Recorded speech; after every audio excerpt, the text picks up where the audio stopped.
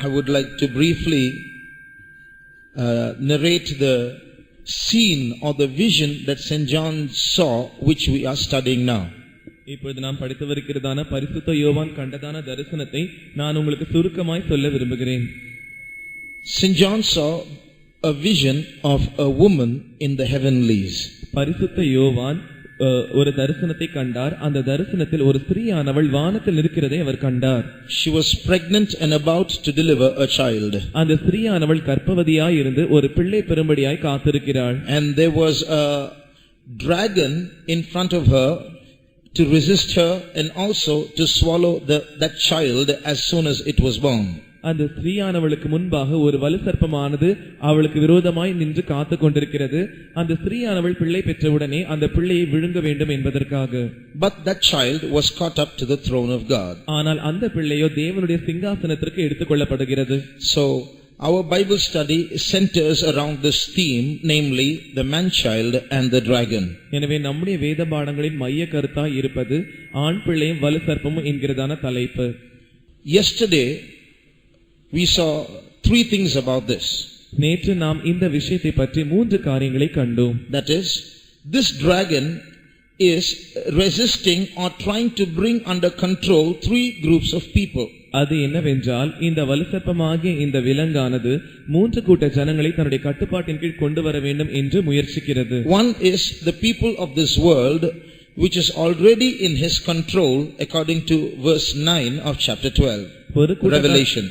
ஒரு கூட்டத்தாராகிய ஜனங்கள் யார் என்றால் அவருடைய கட்டுப்பாட்டின் கீழ் ஏற்கனவே இருக்கிறதான இந்த உலகத்தாராகிய ஜனங்கள். அந்த விஷயமானது வெளிப்படுத்தல் 12ஆம் அதிகாரம் 9ஆம் வசனத்தில் எழுதப்பட்டிருக்கிறது.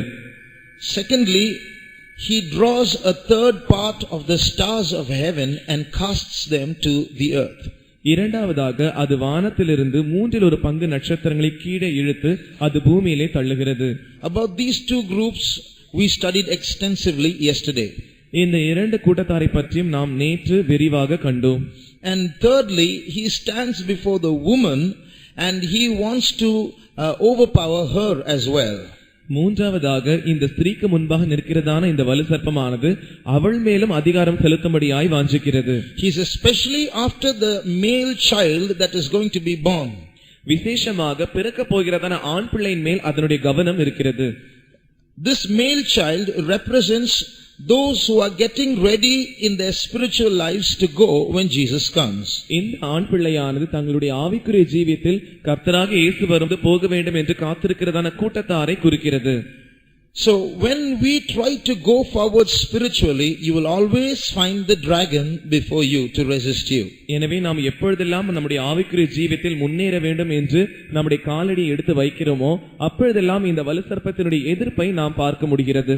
Although he has the whole world in his control by deception, இந்த முழு உலகத்தையும் அவன் தன்னுடைய வஞ்சகத்தினால் தன்னுடைய கட்டுப்பாட்டின் கீழ் அவன் வைத்திருந்தாலும் கூட, although he has drawn to the earth many of the stars of heaven by the swish of his tail, வானத்தில் இருக்கிறதான अनेक நட்சத்திரங்களை தன்னுடைய வாளின் நுனியினால் அவன் கீழே இழுத்து போட்டாலும் கூட, he stands in front of this woman to devour her, to resist her, but he is not able to overcome her.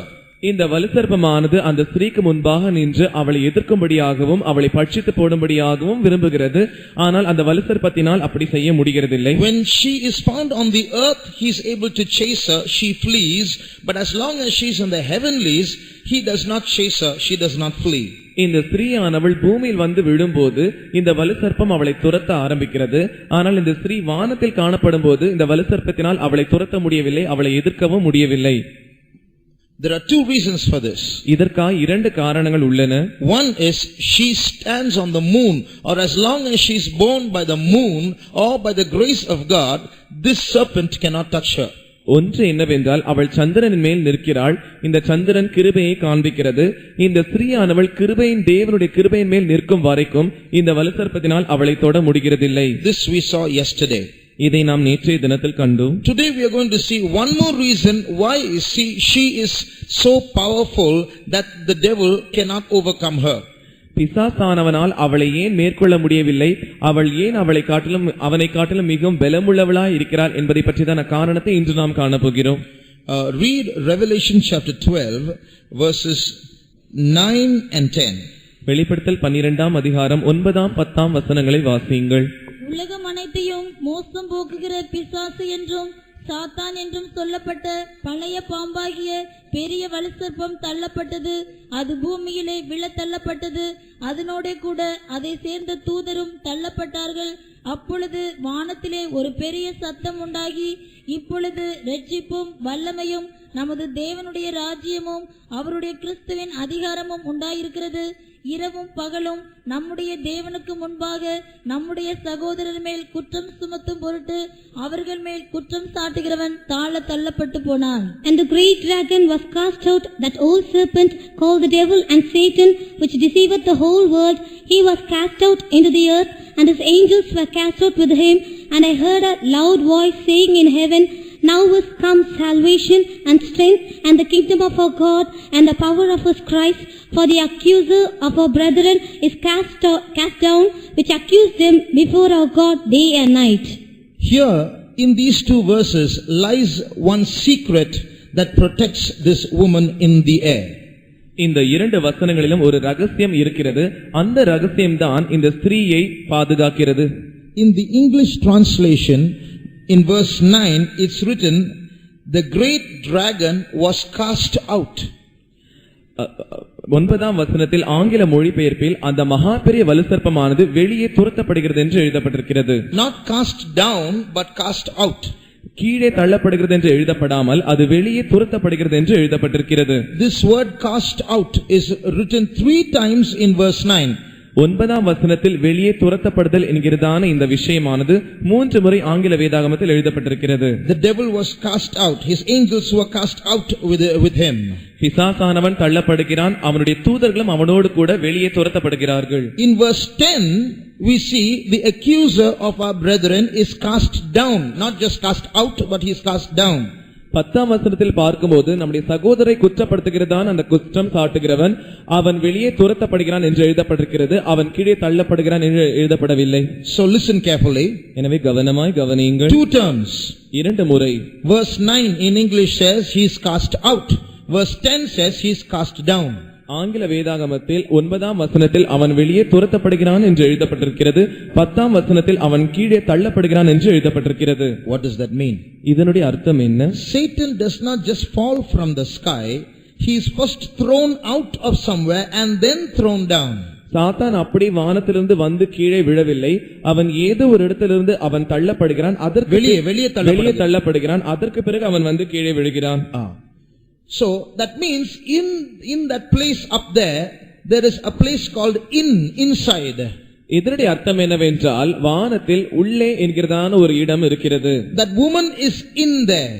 அந்த ஸ்திரீயானவள் உள்ளே அங்கே இருக்கிறாள். Satan tries to go in there, but he cannot resist her although he goes in there. சாத்தானானவன் அந்த ஸ்திரீ இருக்கிறதான அந்த இடத்திற்கு உள்ளே போகும்படியாய் முயற்சிக்கிறான். ஆனால் அவனால் அவள் இருக்கிறதான இடத்திற்கு உள்ளே போக முடியவில்லை. Finally he is cast out of there and then down. கடைசியாக அவன் அங்கே இருந்து வெளியே துரத்தப்பட்டு கீழே தள்ளப்படுகிறான். So what is that in? உள்ளே என்கிறதான அந்த இடம் என்ன? So in that heavenly places there is a place called in. எனவே உன்னதங்களில் உள்ளே என்கிறதான ஒரு இடம் இருக்கிறது. That's called the presence of God. அதுதான் தேவனுடைய சமூகம். In that presence of God, Satan can come and try to resist, but he will not prevail over the woman. தேவனுடைய சமூகத்தில் வந்து இந்த பிசாசானவன் அந்த ஸ்திரீயோடு கூட எதிர்த்து நிற்கும்படியாய் முயற்சிக்கலாம். ஆனால் அவனால் அவளை மேற்கொள்ள முடியாது. As long as she is in the presence of God, Satan cannot overcome her.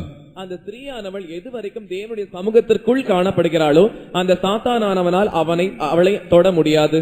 So this is what we as children of God must practice. எனவே தேவனுடைய பிள்ளைகளாகிய நாம் இதை தான் பயிற்சி செய்கிறவர்களா இருக்க வேண்டும். I ask you a question now. இப்பொழுது நான் உங்களை பார்த்து ஒரு கேள்வியை கேட்கிறேன். We are all in this hall. நாம் யாவரும் இந்த கூடத்திற்குள் இருக்கிறோம். But remember, we can be in the hall and at the same time outside the presence of God. ஆனால் நீங்கள் நினைவில் கொள்ள வேண்டியதான காரியம் என்னவென்றால் நீங்கள் இந்த கூடத்திற்குள் ஒருவேளை இருக்கலாம், ஆனால் தேவனுடைய சமூகத்திற்கு புறமே வெளியே காணப்படலாம். I repeat again, we can be inside the hall and yet outside the presence of God. நான் மறுபடியும் சொல்கிறேன், நீங்கள் இந்த ஹாலிற்குள் உட்கார்ந்து கொண்டே தேவனுடைய சமூகத்திற்கு வெளியே இருக்கலாம். But very important is not to be in the hall, but to be in the hall and in the presence of God. ஆனால் முக்கியமான காரியம் என்னவென்றால் ஹாலிற்குள் இருப்பது முக்கியமானதல்ல, ஹாலிற்குள் இருந்து கொண்டு தேவனுடைய சமூகத்திற்கு உள்ளே காணப்பட வேண்டும். How do we know the difference? இதற்குரிய வித்தியாசத்தை நம்மால் எப்படி அறிய முடியும்? If we are in the hall and outside the presence of God, நாம் கூடத்திற்குள் இருந்து தேவனுடைய சமூகத்திற்கு வெளியே இருப்போம் என்றால் we won't hear the voice of God. தேவனுடைய சத்தத்தை நம்மால் கேட்க முடியாது. We can't feel the presence of God. தேவனுடைய சமூகத்தை நம்மால் உணர்ந்து கொள்ள முடியாது. We won't be able to close our eyes and pray. நம்முடைய கண்களை மூடி நம்மால் ஜெபிக்க முடியாது. We can't sit for long in this place. இந்த இடத்தில் அதிக நேரம் நம்மால் உட்கார முடியாது. So these are all signs to show that we are in the hall but not in the presence of God. இவைகள் யாவுமே நாம் ஹாலில் உட்கார்ந்து கொண்டு தேவனுடைய சமூகத்திற்கு வெளியே இருக்கிறதான அறிகுறிகள். Now that's a very dangerous place. இது மிகவும் அபாயகரமான இடம். There Satan can attack us and overcome us. அந்த இடத்தில் சாத்தானானவன் நம்மை தாக்கி நம்மை மேற்கொள்ளுவான். So when we are in this hall, எனவே நாம் இந்த கூடத்திற்குள் இருக்கும்போது, when we go to our church meetings, நம்முடைய சபையின் ஆராதனைகளுக்கு நாம் போகும்போது, when we get together for family prayers, நம்முடைய குடும்ப ஜெபங்களுக்கு நாம் ஒன்றாய் கூடும்போது, very important is we must come into the presence of God every time. மிக முக்கியமான காரியம் என்னவென்றால் ஒவ்வொரு முறையும் நாம் தேவனுடைய சமூகத்திற்கு உள்ளே வர வேண்டும். If we do not practice coming into the presence of God every time we get together for a meeting or a prayer, நாம் தேவனுடைய சமூகத்திற்கு உள்ளே இருக்கிறதான அந்த விஷயத்தை பயிற்சிக்காமல் இருப்போம் என்றால் ஒவ்வொரு முறையும் நாம் கூட்டத்திற்கோ ஆராதனைகளுக்கோ ஜெபத்திற்கோ கூடும்போது, if we do not practice coming into the presence of God every time we come for prayer, ஒவ்வொரு முறையும் நாம் ஜெபத்திற்கு வரும்போது நாம் தேவனுடைய சமூகத்திற்கு உள்ளே வருகிறதான அந்த காரியத்தை பயிற்சிக்காமல் இருப்போம் என்றால் slowly the devil will gain prominence over our lives. மெதுவாக சாத்தானானவன் தன்னுடைய அதிகாரத்தில் நம்மை செலுத்த ஆரம்பிப்பான். I repeat once again because this is so important, it's practical important. நான் மறுபடியும் உங்களுக்கு சொல்லுகிறேன், இது மிக முக்கியமான காரியம், நடைமுறை விஷயத்தினுடைய மிக முக்கியமான காரியம். When we sit for private prayer, for personal prayer, or for family prayer, or for any meeting like this, very important is we should enter into the presence of God. நம்முடைய தனி ஜெபத்திற்காகவோ இல்லாவிட்டால் சொந்த தேவைகளுக்கு நாம் ஜெபிக்கும் போதோ இல்லாவிட்டால் இப்படிப்பட்டதான கூட்டங்களிலோ ஆராதனைகளிலோ நாம் ஜெபிக்க முடியாது தேவனுடைய சமூகத்தில் கூடும்போது, it's very important that we get into the presence of God. நாம் தேவனுடைய சமூகத்திற்கு உள்ளே வர வேண்டியதான அந்த விஷயம் மிக மிக முக்கியமானது. If we don't practice this, there will be a show of prayer, there will be a show of getting together for a meeting, but then the presence of God will not be there. We will be liable for attack by Satan. நாம் இந்த விஷயத்தை பயிற்சிக்காமல் இருப்போம் என்றால் ஒருவேளை நாம் ஜெபத்திற்கு வருகிறதான அந்த காரியம் ஜெபத்தின் வேஷமாய் இருக்கும். நாம் ஜெபத்தில் உட்கார்ந்து தேவனை ஆராதிக்கிறதான காரியம் ஒரு வேஷமாய் இருக்கும். அது நிமித்தமாக நாம் பிசாசானவனுக்கு நாம் இரையாக கூடியதான விஷயம் அவனுக்கு மிகவும் லகுவா இருக்கும். அவன் நம்மை தாக்குவான். I am a servant of God.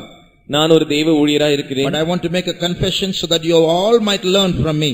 நீங்கள் யாவரும் என்னிடத்திலிருந்து கற்றுக்கொள்ள வேண்டும் என்பதற்காக நான் ஒரு அறிக்கையை செய்ய விரும்புகிறேன். As a servant of God, I have received the Holy Spirit, I have been saved, I have taken baptism, I have done so many ministries, but I know of so many prayers that I have made without the presence of God, so many sermons that I have preached without the presence of God, so many ministries I have done without the presence of God.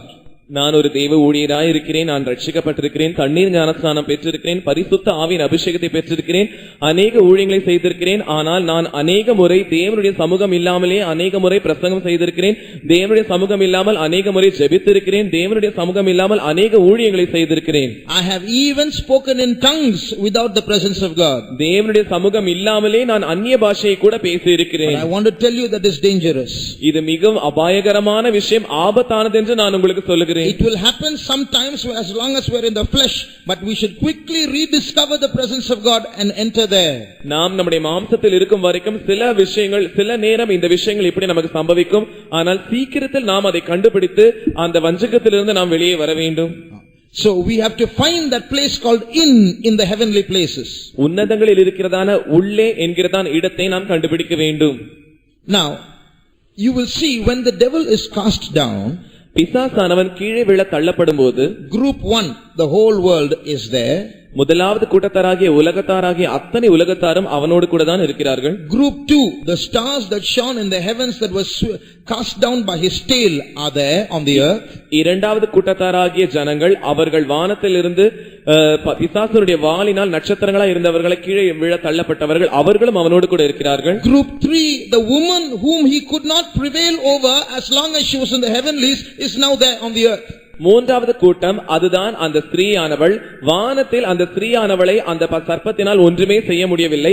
ஆனால் இப்பொழுது அந்த ஸ்திரீயும் கூட அந்த பிசாசோடு கூட பூமியில் காணப்படுகிறாள். Now this woman now, after she falls to the earth, represents the church which is going to be left behind. இந்த ஸ்திரீயானவள் பூமியின் மேல் வந்து விழுகிறாள். இவள் கைவிடப்பட போகிறதான சபைக்கு நிழலாட்டமாய் இருக்கிறாள். Now the church, the whole world is on the earth. The Bible mentions that. வேதமானது இப்பொழுது முழு உலகமும் பூமியில் இருக்கிறது என்பதை பற்றி கூறியிருக்கிறது. And the stars falling to the earth, the Bible mentions that. நட்சத்திரங்கள் வந்து கீழே விழுவதை பற்றியும் வேதமானது குறித்திருக்கிறது. The dragon being cast down to the earth, the Bible mentions that. வலுசர்ப்பமும் வந்து பூமியின் மேல் விழுகிறது என்றும் வேதம் குறிக்கிறது. But this woman who was standing on the moon, she suddenly found in the wilderness in verse 6 without any mention of her falling. Why suddenly like that? ஆனால் சந்திரன் மேல் நின்று கொண்டிருக்கிறதான இந்த ஸ்திரீ எந்த ஒரு அறிவிப்பும் இல்லாமல் எந்த ஒரு காரியமும் இல்லாமல் திடீரென்று அவள் பூமியின் மேல் நிற்கிறாள். When did she fall? How did she fall? அவள் எப்பொழுது விழுந்தாள், எப்படி விழுந்தாள்? It's such a sad story that the Bible does not even like to talk about it. அது மிகவும் துக்ககரமான பரிதாபமான ஒரு விஷயமா இருக்கிறபடினால் அதை பற்றி வேதம் கூட சொல்லுவதற்கு விருப்பப்படுகிறதில்லை. They are a group of people who have fallen from the grace of Jesus Christ. அவர்கள்தான் இயேசு கிறிஸ்துவின் கிருபையிலிருந்து கீழே விழ தள்ளப்பட்டதான ஒரு கூட்ட ஜனங்கள். They were in the heavenlies. They received the Holy Spirit. They were Pentecostal people. They were going to church meetings, but they did not become like Jesus. A little carelessness, a little sleep, a little foolishness, and that cost them being left behind at the coming of the Lord. ஒரு காலத்தில் அவர்கள் உன்னதங்களில் இருந்தவர்கள், தேவனுடைய சமூகத்தில் இருந்தவர்கள். ஆனால் இப்பொழுதோ அவர்கள் இந்த பூமியின் மேல் காணப்படுகிறார்கள். ஏனென்றால் அவர்கள் இயேசு கிறிஸ்துவை போல மாறாமல் இருந்தவர்கள். இயேசு கிறிஸ்துவின் சுபாவம் அவர்களுக்கு இல்லாமல் இருந்தது. ஏனென்றால் அவர்களுக்கு இருந்ததான சிறிய அஜாக்கிரதை, அவர்களுக்கு இருந்ததான சிறிய மதியீனம், அவர்களுக்கு இருந்ததான சிறிய தூக்கம், இந்த காரியங்களின் நிமித்தமாக அவர்கள் பூமியின் மேல் வந்து விழுந்து விட்டார்கள். And when she comes to the earth, this dragon now has access to her. இந்த ஸ்திரீயானவள் வந்து பூமிக்கு விழுந்த பிறகு இந்த வலுசர்ப்பம் தான் யார் என்று அந்த ஸ்திரீக்கு காண்பிக்கிறது. And it's very sad what happens to the church which is left behind when the dragon pounces on those people. துக்ககரமான காரியம் என்னவென்றால் இந்த தேவனுடைய சபையானது பூமியின் மேல் வந்து விழும்போது இந்த வலுசர்ப்பமானது அவள் மேல் பாய்வதற்கு ஆயத்தமாய் இருக்கிறது. The Bible says there will be tribulation in those days which has never happened before and will never happen hereafter. வேதமானது எப்படி அறிவிக்கிறது அந்த நாட்களை பற்றி? இதற்கு முன்பு இல்லாததாகவும் இதற்கு பின்பு வராததாகவும் இருக்கிறதான மகா பெரிய உபத்திரவம் அந்த நாட்களில் அந்த ஜனங்களுக்கு உண்டாகும். Those who are going to be left behind are spiritual people. கைவிடப்பட போகிறதான ஜனங்கள் ஆவிக்குரிய ஜனங்கள். But they were a little careless, a little foolish. சிறிய அஜாக்கிரதை, சொற்ப மதியீனம். And that makes them being left behind. அதுதான் அவர்களை கைவிடப்படும்படியாக செய்துவிட்டது. Let me tell you, those who are saved and water baptized and spirit baptized, let me tell you, this is not enough to go when Jesus comes. ரட்சிக்கப்பட்ட தண்ணீர் ஞானஸ்நானத்தை பெற்றுக்கொண்டு பரிசுத்த ஆவியின் ஞானஸ்நானத்தையும் பெற்றுக்கொண்டிருந்தால் மாத்திரம் கர்த்தருடைய வருகையில் போய்விட முடியாது. This is not enough. இது போதுமானது அல்ல. To go when Jesus comes, we should grow in the character of Christ. இயேசுவானவர் வரும்போது நாம் போக வேண்டும் என்றால் அவருடைய சுபாவத்தில் நாம் வளருகிறவர்களாய் இருக்க வேண்டும். The Bible says when he appears we shall be like him. வேதம் சொல்லுகிறது அவர் வெளிப்படும்போது நாம் அவருக்கு ஒப்பாய் இருப்போம் என்று. So if we are a little less than him in character, that's bad enough to make us be left behind. நாம் அவரை காட்டிலும் அவருடைய சுபாவத்தில் சற்று சிறியவர்களாய் இருந்தோம் என்றால் தேவனுடைய வருகையில் நாம் கைவிடப்படுவோம்.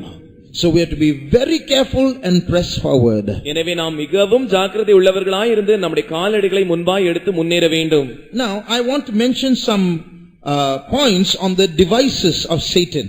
சாத்தானுடைய தந்திரங்களை பற்றி நான் உங்களுக்கு சில விஷயங்களை முன்பாக வைக்கிறேன். When you read from 2 Corinthians chapter 2, இரண்டாம் கொரிந்தியர் 2ஆம் அதிகாரத்திலிருந்து நாம் வாசிப்போம் and என்றால் read verse 11.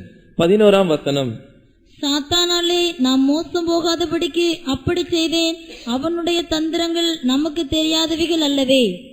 We are not ignorant of his devices. அவனுடைய தந்திரங்கள் நமக்கு தெரியாதவைகள் அல்லவே. So God has given us these meetings to expose those devices.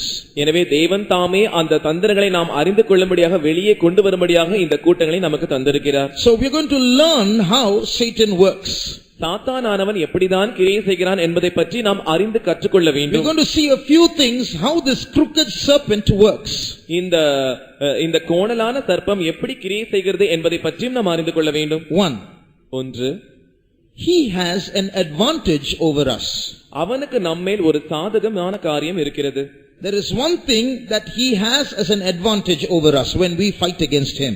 நாம் அவனுக்கு விரோதமாக யுத்தம் பண்ணும்போது நாம் அவனுடைய சாதகமான காரியம் நம்மேல் ஒன்று இருக்கிறது. You know what is that? அது என்னவென்று உங்களுக்கு தெரியுமா? He is invisible. அவன் அதர்சனமானவனாய் இருக்கிறான். His invisibility is an advantage for him to fight against us.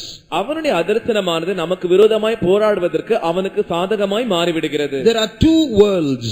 இரண்டு வகையான உலகங்கள் உண்டு. One is this physical world of human beings, this earth. ஒன்று நாம் காண்கிறதான நம்முடைய புற கண்களால் காண்கிறதான இந்த பூமி. That world we can feel around and see around and hear around with our five senses. இந்த உலகத்தை நாம் நம்முடைய ஐம்புலன்களை கொண்டு உணர்ந்து கொள்ள முடியும், நாம் பார்க்க முடியும், நம்மால் அறிந்து கொள்ள முடியும். There is another world that cannot be felt or perceived by our five senses. ஆனால் இன்னொரு உலகம் இருக்கிறது, அதை நம்முடைய ஐம்புலன்களினால் நாம் அறிந்து கொள்ள முடியாது, உணர முடியாது. That's called the spiritual world, the spirit world. அதுதான் ஆவிக்குரிய உலகம், இல்லாவிட்டால் ஆவிகளின் உலகம் என்று அழைக்கப்படுகிறது. There God is there, there the devil is there, there the angels are there, the fallen angels are there. அங்கே தேவன் இருக்கிறார், பிசாசு இருக்கிறான், தூதர்கள் இருக்கிறார்கள், விழுந்து போன தூதர்களும் இருக்கிறார்கள். Saints who have become perfect and have died are also there. பூரணமாக்கப்பட்டு மரித்து போனதான பரிசுத்தவான்களும் அங்கே இருக்கிறார்கள். Now there is a one-way mirror between them and us. அவர்களுக்கும் நமக்கும் இடையே ஒரு கண்ணாடி இருக்கிறது.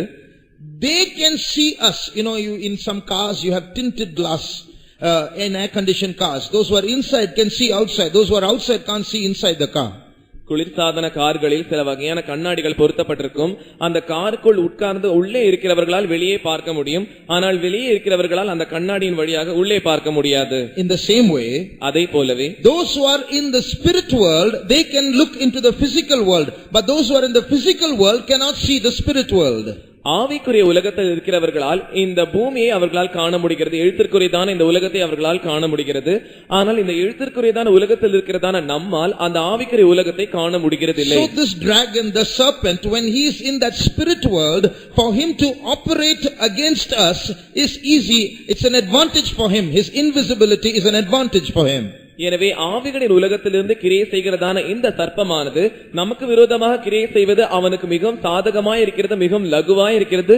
ஏனென்றால் நம்முடைய கண்களுக்கு அவன் புலப்படுகிறதில்லை, அவன் அதர்சனமாய் இருக்கிறபடியினால். So when he works, he can work in such a way we won't know he is working. எனவே அவன் நமக்கு விரோதமாய் கிரியை செய்யும் போது அவன்தான் நமக்கு விரோதமாய் கிரியை செய்கிறான் என்று நாம் அறிந்து கொள்ளாத வண்ணத்தில் அவன் கிரியை செய்கிறான். He can work in such a way that when he works, it will appear as though some things are happening naturally. அவன் கிரியை செய்யும் போது இதெல்லாம் இயற்கையாக தான் நடக்கிறது என்று நாம் புரிந்து கொள்ளும் விதத்தில் அவன் அந்த அளவுக்கு மறைமுகமாய் கிரியை செய்கிறான். For example, உதாரணமாக in Matthew chapter 16, மத்தேயு 16ஆம் அதிகாரத்தில் read verse 22. 22ஆம் வசனத்தை வாசியுங்கள். அப்பொழுது பேதுரு அவரை தனியே அழைத்துக் கொண்டு போய், ஆண்டவரே, இது உமக்கு நேரிடக்கூடாதே, இது உமக்கு சம்பவிப்பதில்லை என்று அவரை கடிந்து கொள்ளத் தொடங்கினான். So Jesus was trying to say, he was foreseeing or foretelling his death. இயேசுவானவர் தம்முடைய மரணத்தை பற்றி அவர் முன்னறிவித்தவராய் அவங்க சொல்லிக் கொண்டிருந்தார். When Peter heard this, he said, "No, Lord, this should not happen to you." ஆனால் பேதுருவோ அதை கேட்டபோது, இல்லை ஆண்டவரே, இது உமக்கு இப்படி நேரிடக்கூடாது என்று கூறினார். No, that was Peter speaking. இது இப்பொழுது பேதுரு பேசுகிறான். But when God responded to those words, he didn't say, "Get thee behind me, Peter." He said, "Get thee behind me, Satan." ஆனால் தேவன் இந்த வார்த்தைகளுக்கு பதில் கூறும்போது, எனக்கு பின்னாக போ பேதுருவே என்று அவர் கூறாமல், எனக்கு பின்னாக போ சாத்தானே என்று கூறினார். Why? ஏன்? It was not Peter who was Satan. ஏனென்றால் பேதுரு அங்கே சாத்தானாய் இல்லை. But Satan had put these thoughts into Peter's mind and Peter spoke those thoughts out. Peter never knew these were Satan's thoughts. ஆனால் சாத்தானானவன் தன்னுடைய மனதில் இருக்கிறதான காரியங்களை பேதுருவின் மனதில் போடுகிறான். பேதுரு அந்த வார்த்தைகளை தேவனிடத்தில் கூறுகிறான். But he never knew they were Satan's words. ஆனால் அவைகள் சாத்தானுடைய வார்த்தைகள் தான் என்று பேதுரு அறிந்து கொள்ளவில்லை. Peter thought he is speaking. பேதுரு தானே பேசுகிறான் என்று நினைத்துக் கொண்டான். Because they appeared very naturally. Those thoughts came naturally as though they were his own thoughts. ஏனென்றால் அந்த அவனுக்கு வந்ததான எல்லா எண்ணங்களும் இயற்கையாகவே வந்தபடியினால் அவைகள் தான் யோசிக்கிறான் என்று அவன் நினைத்து அந்த விஷயங்களை சொன்னான். But Jesus discerned that these thoughts were Satan injected thoughts. ஆனால் இயேசுவானவரோ இந்த எண்ணங்கள் சாத்தான் ஊசி போட்டு அவனுடைய மனதில் செலுத்தினதான எண்ணங்கள் என்று அவர் அறிந்து கொண்டார். That's why Jesus, discerning Satan behind these words, said, "Get thee behind me, Satan." எனவேதான் இந்த வார்த்தைகளுக்கு பின்பாக சாத்தான் இருக்கிறதை இயேசுவானவர் அறிந்து கொண்டு எனக்கு பின்னாக போ சாத்தானே என்று கடிந்து கொண்டார். Again, when you read from Matthew 13:25, மறுபடியுமாக மத்தேயு 13ஆம் அதிகாரம் 25ஆம் வசனத்தை நாம் வாசிக்கும்போது, மனுஷர் நித்திரை பண்ணுகையில் அவனுடைய சத்துரு வந்து கோதுமைகளுக்குள் களைகளை விதைத்து விட்டு போனான். So here it is written, an enemy came and sowed tares while men slept. மனுஷர் நித்திரை பண்ணுகையில் ஒரு சத்துரு வந்து கோதுமைகளுக்கு இடையே களைகளை விதைத்து விட்டு போகிறதாய் நாம் பார்க்கிறோம். Now when we interpret this spiritually, this is not literal sleep. இதை நாம் ஆவிக்கிற விதத்தில் வியாக்கியானம் பண்ணுவோம் என்றால் இது ஒரு எழுத்திற்குரியதான சரீரத்திற்குரியதான நித்திரை அல்ல. It only means that the enemy can do things without man noticing it. மனுஷன் அறியாத வண்ணம் சத்துருவானவன் கிரியை செய்ய முடியும் என்பதை இந்த வசனம் நமக்கு கூறுகிறது. So his invisibility is an advantage for him to attack us. எனவே அவனுடைய அதர்சனமானது அவன் வந்து நம்மை தாக்குவதற்கு அவனுக்கு சாதகமாய் அமைந்து விடுகிறது. So he can put a thought into our minds without our noticing it. எனவே நம்முடைய அறிவு இல்லாமலேயே அவன் நம்முடைய மனதில் சில எண்ணங்களை போடுவான். He can stir up a sinful emotion in our hearts and we won't realize he is the one stirring up that emotion. நம்முடைய இருதயங்களில் பாவத்தை தூண்டி விடுகிறதான இச்சைகளை மனக்கிளர்ச்சிகளை அவன் எழுப்பி விடுவான். ஆனால் நாம் இதை அவன்தான் நமக்கு தூண்டி விடுகிறான் என்று அறியாத வண்ணம் அவன் கிரியை செய்வான். He can cause fights in the house without anyone realizing it's the devil causing it. ஒருவருமே அறியாதிருக்கிற வண்ணம் அவன் குடும்பங்களில் சண்டையை தூண்டி விடுவான். இந்த சாத்தானானவன் தான் இந்த சண்டையை தூண்டி விடுகிறான் என்று அந்த குடும்பத்தார் அறியாத வண்ணம் அவன் கிரியை செய்கிறான். He can cause accidents in the home and on the street and people will think it's a natural occurrence and will not realize that the devil is behind it. வீடுகளிலும் தெருக்களிலும் அவன் விபத்துகளை உண்டாக்குகிறான். அங்கே இருக்கிறதான ஜனங்கள் இந்த விபத்துகள் இயற்கையாக தான் ஏற்பட்டு விட்டது என்று அவர்கள் நினைக்கிற வண்ணம் அந்த சாத்தானானவன் அந்த விபத்துகளை உண்டாக்கி மறைமுகமாய் கிரியை செய்கிறான். He can inflict people with sickness and they will think it's just come naturally. ஜனங்களை வியாதியினால் அவன் வியாதிக்கிறான். ஆனால் ஜனங்களோ அவர்களுக்கு இயற்கையாக தான் வியாதி வந்து விட்டது என்று நினைக்கிறார்கள். He can create sinful situations where people get tempted and fall into sin, but people will think it's just circumstantial. பாவமுள்ள சூழ்நிலைகளை அவன் உண்டாக்கி அதன் மூலமாக ஜனங்கள் பாவத்தில் போய் விழுந்து விடுமாறு அவன் கிரியை செய்கிறான். ஆனால் பாவத்தில் விழுந்துவிட்ட ஜனங்களோ சூழ்நிலையால் தான் இப்படி சம்பவித்து விட்டது என்று அவர்கள் நினைக்கிறார்கள். So that's his advantage. He can work silently, unnoticed. இதுதான் அவனுடைய சாதக செயலா இருக்கிறது. அவன் யாருமே அறியாத வண்ணம் மௌனமாக ரகசியமாய் கிரியை செய்கிறான். So when we have an invisible enemy, how do we, the children of God, face him?